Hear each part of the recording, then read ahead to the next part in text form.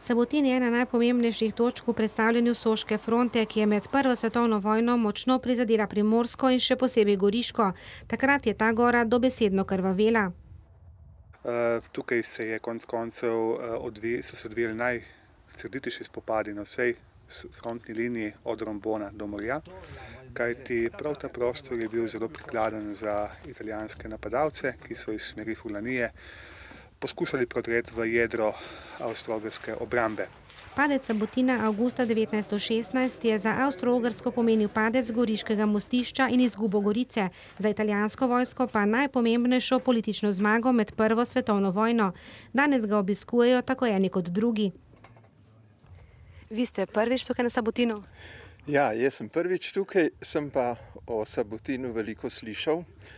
Moj staroče Nono je bil v Prvi svetovni vojni na Svetem Mihaelu topničar in je bil dopisnik v Gorenca, to je kranjski časopis bil, in je večkrat omenjal, kadar je bil lep razgled, tudi Sabotin in kje so fronte in tako naprej. On je padel tudi v Prvi svetovni vojni, tako da sem iz te družinske zgodbe večkrat razmišljal, kako bilo sem prideti.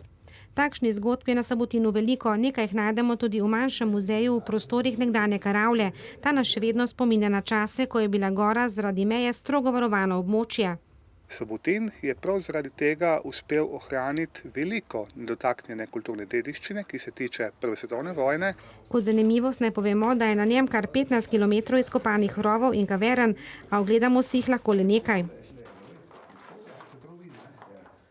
Uredili smo 2 sklopa različnih kavern za obiskovalce in en tak ogled kavern skupaj z obiskom muzeja in malo nekaj pripovedovanja o Prvi svetovni vojni, traja približno dobro uro in pol. Obiščemo pa prav ta sklop teh bivalnih kavern, katere so bile urejene na tak način, kot vidite tukaj, se pravi v notranjosti je bilo to vse obdelano v les. In potem pa sklop topovskih kavern, katere so zgradili Italijani, ko so Sabotin zavzeli. A tudi če na vojno pozabimo, je na vrhu Sabotina kaj videti. Pogled, ki seže na hribe, po drugi strani do morja, na dlani nam je Sveta gora, pod nami Soča.